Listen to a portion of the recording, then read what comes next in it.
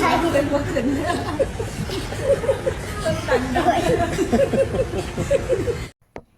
เกิดอีหยังขึ้นกับผู้จัดการใหญ่แห่งวงอลังการโชว์หรือว่าลุงใหญ่ห่างกันบ่ถึง2 วันออกมาโพสต์คลิปเคลื่อนไหวบอกว่าคิดฮอดลิงน้อยที่ด่าลาวว่าซันเดย์สบายดี FC แฟนคลับทุกท่านที่เคารพและนับถือเป็นอย่างสูงมาพบมาพ่อกันอีกแล้วคลิปหนึ่งท่านผู้ชมเจบอลาวได้เลื่อนโทรศัพท์มือถือเลื่อนไปเลื่อนมาดันไปเห็นแอฟฟ้าเพจหลักของบุคคลที่สำคัญอีกคนหนึ่งต่อชีวิตอยู่ในแวดวงการหมอลำของน้องธิดาลาวอยู่บ่อยู่เพิ่นได้ออกมาโพสต์เคลื่อนไหวบอกว่าคิดฮอดลิงน้อยจนพอผู้ศรีวิไลอดบ่ได้ออกมาคอมเมนต์ทันทีว่าลิงน้อยปัจจุบันนี้กำลังมาเลาะหากินกล้วยอยู่งานกฐินอยู่เด้อลุงใหญ่วาซันเดย์ท่านผู้ชมบ่คิดบ่ฝันว่าลุงใหญ่จะแสดงความฮักความแพงความคิดฮอดคิดถึงขนาดนี้ทั้งที่ก่อนหน้านี้ประมาณวัน2 วันลุงใหญ่ก็เป็นคนนัดมาเลี้ยงกะแลมเลี้ยงไอศครีม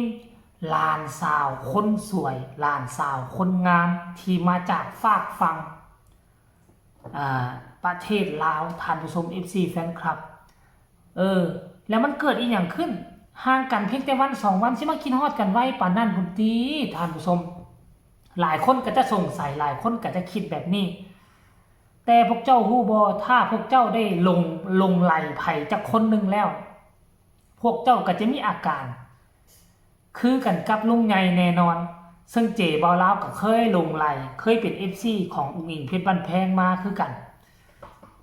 มื้อนึงนี่คันบ่เห็นอุ้งอิงเพชรบ้านแพงเคลื่อนไหวนี่ค่อยอยู่บ่ได้เด้อยู่บ่ได้จับมือถืออยู่บ่เห็นข้อมูลข่าวสารเด้งมาน่ะก็จับย้อนแหละเคลียร์ไปเคลียร์มาเข้าเบิ่งบัญชีผู้นั้นเข้าเบิ่งบัญชีผู้นี้ก็หวังว่าเขาจะถ่ายลงคลิปมันละเป็นแบบนี้แหมมันก็บ่แตกต่างหยังจากลุงใหญ่ปัจจุบันนี่แหละท่านผู้ชมเนาะเอากินน้ำมันร้อนกันเจ็บคอปัดลงคอขออภัยเด้อฟังเสียงก็จะต่างๆในจังหน่อยนึง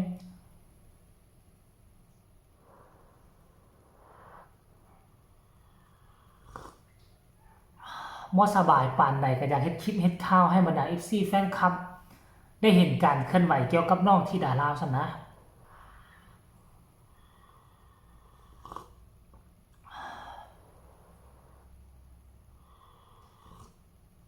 บ่จักว่ามื้อนี้จะเฮ็ดคลิปได้จักคลิปท่านผู้ชมเพราะว่าวัดลงคอเว้าหลายก็เจ็บคอก็สิเฮ็ดซ้ำสิเฮ็ดได้นี่แหละอาจจะเอาจัก4 คลิปก็พอละมื้อนี้ท่านผู้ชมเอ้ยเอามาเล่าต่อบัดเนี่ยเสียเวลาไปเกือบครึ่งนาทีละอันกินน้ำนี่ก็ได้เนาะแบบจริงจังได้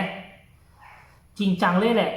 เพิ่นเอาลงในคลิปเลี้ยวนะเมื่อ20 ชั่วโมงที่ผ่านมานี่เอาคลิปนึงลงแล้วเขียนว่าคิดฮอดลิงน้อยเด้อว่าซั่นป้าให้ทุกคนไปเบิ่งคลิปนี้ซะก่อนแล้วจึงมาพ้อกันในช่องต่อไปไปส่งพร้อมกันเลยใช่เป็นบ่ขึ้นต้นตันด้วย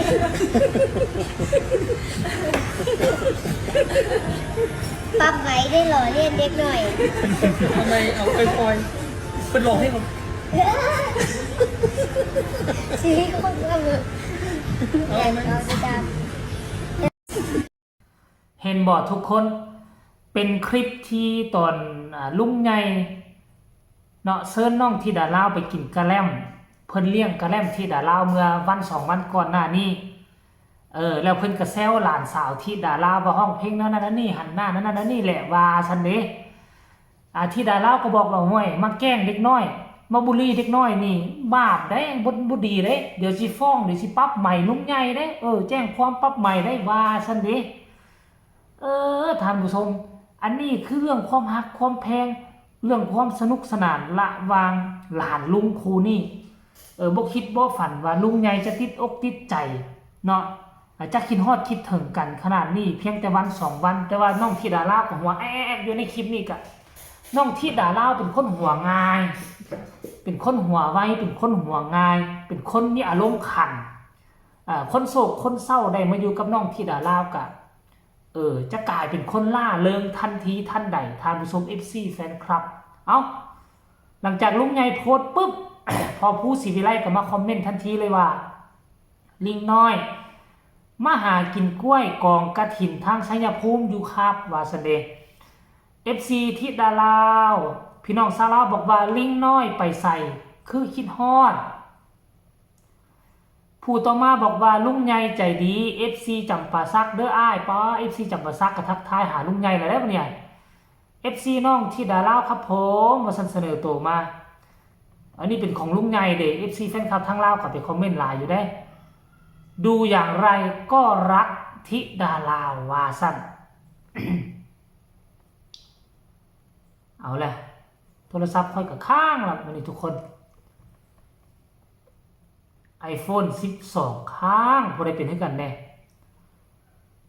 มาวันนี้คอมเมนต์สุดท้ายซะก็แล้วกันเอามีบ่หมดทุกคนหมดพอดีส่วนใหญ่แล้วคนจะส่งเป็นใจส่งมินิฮาร์ดไปให้ทั้งลุงใหญ่อันนี้ก็คือบ่งบอกว่า FC แฟนคลับของน้องธิดาลาวเริ่มเข้ามาติดตามลุงใหญ่หลายขึ้นลุงใหญ่มีการเคลื่อนไหวมีการทักหาน้องธิดาลาวพาธิดาลาวไปกินหั่นกินนี่สิ่งที่น้องธิดาลาวบ่เคยเห็นสิ่งที่น้องธิดาลาวบ่เคยกินก็จะได้กินเพราะลุงใหญ่นี่แหละบ่แม่นว่าพอผู้ศิวิไลกับแม่เพิ่งบ่พาไปก็พาไปอยู่